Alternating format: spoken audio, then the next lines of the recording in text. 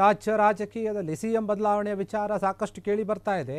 ಈ ಒಂದು ವಿಚಾರಕ್ಕೆ ಸಂಬಂಧಪಟ್ಟಂತೆ ಈಗ ಬೀದರ್ನಲ್ಲಿ ಮಾತನಾಡ್ತಾ ಇದ್ದಾರೆ ಒಬ್ಬರು. ಯಾರಂತಂದ್ರೆ ಪರಿಷತ್ ಮುಖ್ಯ ಸಚೇತನ ಆಗಿರುವಂತಹ ಸಲೀಂ ಅಹಮದ್ ಅವರು ಪ್ರತಿಕ್ರಿಯೆ ನೀಡಿರುವಂಥದ್ದು ಈ ಒಂದು ವಿಚಾರವಾಗಿ ಹೇಳ್ತಾ ಇದ್ದಾರೆ. ಸದ್ಯಕ್ಕೆ ಸಿಎಂ ಬದಲಾವಣೆಯ ವಿಚಾರ ಏನಿದೆ, ಈ ಯಾವುದೇ ಒಂದು ಗೊಂದಲಗಳು ಇಲ್ಲ ನಮ್ಮಲ್ಲಿ. ಈ ಒಂದು ವಿಚಾರದ ಬಗ್ಗೆ ಈಗಾಗಲೇ ಮಾತನಾಡಿದ್ದಾರೆ ಅನೇಕ ನಾಯಕರು ಕೂಡ ನಮ್ಮಲ್ಲಿ. ಹೀಗಾಗಿ ನಾನು ಕೂಡ ಇದರ ಬಗ್ಗೆ ಹೇಳೋದೇನು ಅಂತಂದರೆ, ಸಲೀಂ ಅಹಮದ್ ಅವರು ಹೇಳ್ತಾ ಇದ್ದಾರೆ, ಪರಿಷತ್ ಮುಖ್ಯ ಸಚೇತಕ ಸಲೀಂ ಅಹಮದ್ ಅವರು ಹೇಳ್ತಾ ಇರುವಂಥದ್ದು, ಸದ್ಯಕ್ಕೆ ಸಿಎಂ ಬದಲಾವಣೆಯ ಒಂದು ಗೊಂದಲದ ಬಗ್ಗೆ ಯಾವುದೇ ಒಂದು ಸಂಶಯ ಬೇಡ. ಎರಡೂ ಬ್ರೇಕ್ಫಾಸ್ಟ್ನಲ್ಲಿ ಸಿಎಂ ಡಿಸಿಎಂ ಇಬ್ಬರು ಕೂಡ ಸ್ಪಷ್ಟನೆಯನ್ನು ನೀಡಿದ್ದಾರೆ. ಈಗಾಗಲೇ ಏನೇ ತೀರ್ಮಾನ ಇದ್ದರೂ ಕೂಡ ಅದು ಹೈಕಮಾಂಡ್ ಮಾಡ್ತಾ ಹೋಗುತ್ತೆ, ಅದಕ್ಕೆ ನಾವು ಬದ್ಧರಾಗಿರ್ತೀವಿ ಅಂತ ಸಲೀಂ ಅಹಮದ್ ಹೇಳ್ತಾ ಇದ್ದಾರೆ. ಬೆಳಗಾವಿಯ ಅಧಿವೇಶನದಲ್ಲಿ ನಮ್ಮ ಸರ್ಕಾರದ ರಿಪೋರ್ಟ್ ಕಾರ್ಡನ್ನು ನಾವು ಮುಂದೆ ಇಡ್ತೀವಿ. ಅಧಿವೇಶನದಲ್ಲಿ ವಿಪಕ್ಷಗಳು ಟೀಕೆಯನ್ನು ಮಾಡಲಿ, ನಮಗೆ ಭಯ ಇಲ್ಲ. ಆದರೆ ಅವರು ಪಲಾಯನ ಮಾಡಬಾರದು, ಓಡಿ ಹೋಗಬಾರದು ಅಂತ ಹೇಳ್ತಾ ಇದ್ದಾರೆ ಸಲೀಂ ಅಹಮದ್. ಈ ಒಂದು ವಿಚಾರವಾಗಿ ಕಳೆದ ಒಂದು ಅಧಿವೇಶನದಲ್ಲಿ ಪ್ರತಿಭಟನೆ ಮಾಡಿದ್ರು, ಬಾಯ್ಕಾಟ್ ಅಂತ ಮಾಡಿದ್ರು. ಈ ರೀತಿಯಾಗಿ ಏನೋ ಮಾಡಿಕೊಂಡು ವಿಪಕ್ಷದವರು ಸದನವನ್ನೇ ಹಾಳು ಮಾಡಿಬಿಟ್ಟಿದ್ರು. ಹೀಗಾಗಿ ಈ ಬಾರಿ ಹಂಗೆ ಮಾಡೋದು ಬೇಡ. ವಿಪಕ್ಷಗಳ ಟೀಕೆಗೆ ನಾವು ಎದುರೋದಿಲ್ಲ. ಅಧಿವೇಶನದಲ್ಲಿ ಎಲ್ಲಕ್ಕೂ ಕೂಡ ಉತ್ತರವನ್ನು ಕೊಡ್ತೇವೆ. ಅದನ್ನು ಬಿಟ್ಟು ಇಡ್ಲಿ ತಿಂದ್ರ, ದೋಸೆ ತಿಂದ್ರ, ಸಾಂಬಾರು ಕುಡಿದ್ರ ಅಂತ ಹೇಳಿ ಪ್ರಶ್ನೆ ಮಾಡೋದು ಬೇಡ.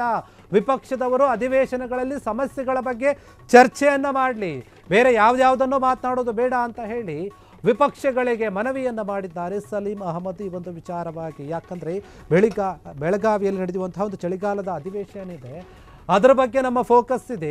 ಅಲ್ಲಿ ನೀವು ಸಮಸ್ಯೆಗಳ ಬಗ್ಗೆ ಮಾತನಾಡಿ, ಅದು ಬಿಟ್ಟು ನಾವು ಕಾಂಗ್ರೆಸ್ ನಾಯಕರು ಏನಿದ್ದಾರೆ ಸಿಎಂ ಡಿಸಿಎಂ ಏನು ಬ್ರೇಕ್ಫಾಸ್ಟನ್ನು ಮಾಡಿದ್ರು, ಅದರಲ್ಲಿ ಇಡ್ಲಿ ದೋಸೆ ಪೂರಿ ಏನು ತಿಂದರು ಅಂತ ಪ್ರಶ್ನೆ ಮಾಡೋಕ್ಕೆ ಹೋಗಬೇಡಿ. ಅದು ನಮಗೆ ಬಿಟ್ಟಂತಹ ವಿಚಾರ. ನೀವು ಮಾಡಬೇಕಾಗಿರುವಂಥದ್ದು ಜನರ ಸಮಸ್ಯೆಗಳನ್ನು ಕೇಳಬೇಕು, ಜನರ ಸಮಸ್ಯೆ ಬಗ್ಗೆ ಮಾತನಾಡಬೇಕು, ಅದರ ಬಗ್ಗೆ ಚರ್ಚೆ ಮಾಡಬೇಕು. ನೀವು ನಮ್ಮನ್ನು ಟೀಕೆ ಮಾಡಿ, ನಮ್ಮನ್ನು ಪ್ರಶ್ನೆ ಮಾಡಿ ಅಧಿವೇಶನದಲ್ಲಿ, ನಾವು ಅದಕ್ಕೆ ತಲೆ ಕೆಡಿಸ್ಕೊಳ್ಳೋದಿಲ್ಲ, ಭಯ ಪಡೋದಿಲ್ಲ. ಆದರೆ ನೀವೆಲ್ಲರೂ ಕೂಡ ಪಲಾಯನ ಆಗದೇ ಇದ್ರೆ ಸಾಕು, ಓಡಿ ಹೋಗದೇ ಇದ್ರೆ ಸಾಕು, ಬೇರೆ ರೀತಿಯಲ್ಲಿ ಮಾತನಾಡೋದು ಬೇಡ ಅಂತ ಹೇಳಿ ಸಲೀಂ ಅಹಮದ್ ಈ ಒಂದು ವಿಚಾರವಾಗಿ ಮಾತನಾಡಿದ್ದಾರೆ. ಬೆಳಗಾವಿಯಲ್ಲಿ ನಡೆಯುವಂತಹ ಅಧಿವೇಶನದಲ್ಲಿ ನಾವು ಎಲ್ಲ ಟೀಕೆಗಳಿಗೂ ಕೂಡ ಪ್ರಶ್ನೆಗಳಿಗೂ ಕೂಡ ಉತ್ತರವನ್ನು ಕೊಡ್ತೀವಿ, ಉತ್ತರ ಕೊಡೋಕೆ ಸಿದ್ಧರಾಗಿದ್ದೀವಿ ಅಂತ ಸಲೀಂ ಅಹಮದ್ ಈ ಒಂದು ವಿಚಾರವಾಗಿ ಮಾತನಾಡ್ತಾ ಇದ್ದಾರೆ. ಬಿಜೆಪಿ ನಾಯಕರಿಗೆ ಒಂದು ರೀತಿಯಲ್ಲಿ ಟಕ್ಕರ್ ಕೊಡ್ತಾ ಇದ್ದಾರೆ. ಮುಂದಿನ ದಿನಗಳಲ್ಲಿ ಏನು ಸಿಎಂ ಡಿಸಿಎಂ ಅವರು ಈಗಾಗಲೇ ಒಂದು ಸ್ಪಷ್ಟೀಕರಣವನ್ನು ಕೊಟ್ಟಿದ್ದಾರೆ, ಅದ್ರ ಬಗ್ಗೆ ನೀವು ಚರ್ಚೆ ಮಾಡೋಕ್ಕೆ ಹೋಗಬೇಡಿ. ಸಿಎಂ ಬದಲಾವಣೆ ವಿಚಾರ ಏನಿದೆ ಅದು ನಮಗೆ ಸಂಬಂಧಪಟ್ಟಿದ್ದು, ಮತ್ತು ಹೈಕಮಾಂಡ್ಗೆ ಸಂಬಂಧಪಟ್ಟಿದ್ದು. ಹೈಕಮಾಂಡ್ ಎಲ್ಲ ನಿರ್ಧಾರವನ್ನು ತೀರ್ಮಾನವನ್ನು ತೆಗೆದುಕೊಳ್ಳುತ್ತೆ. ಹೀಗಾಗಿ ಈ ಒಂದು ವಿಚಾರದ ಬಗ್ಗೆ ನೀವು ಚಿಂತೆ ಮಾಡೋಕ್ಕೆ ಹೋಗಬೇಡಿ ಅಂತ ಸಲೀಂ ಅಹಮದ್ ಮಾತನಾಡಿದ್ದಾರೆ. ಹೌದು, ಯಾವ ಗೊಂದಲನೂ ಇಲ್ಲ. ಈಗಾಗಲೇ ಒಂದು ಬ್ರೇಕ್ಫಾಸ್ಟ್ ಸಿಎಂ ಜೊತೆ, ಇನ್ನೊಂದು ಬ್ರೇಕ್ಫಾಸ್ಟ್ ಅಧ್ಯಕ್ಷ ಜೊತೆ ಎರಡು ಪ್ರೆಸ್ ಕಾನ್ಫರೆನ್ಸಲ್ಲಿ ಸಂಪೂರ್ಣವಾಗಿ ಏನೆಲ್ಲ ಹೇಳಬೇಕು ಹೇಳಿದ್ದಾರೆ. ಇಬ್ಬರು ಕೂಡ ಹೇಳಿದ್ದಾರೆ, ಏನಿದು ತೀರ್ಮಾನ ಪಕ್ಷದ ಹೈಕಮಾಂಡ್ ಅಂತ ಹೇಳಿದ್ದಾರೆ. ಅಲ್ಲಿಗೆ ಆ ವಿಚಾರ ಮುಗಿಯಿತು. ಈಗ ನಮ್ಮದಿರೋದು ಮುಂದೆ ಇರೋದು ವಿಧಾನಮಂಡಲ.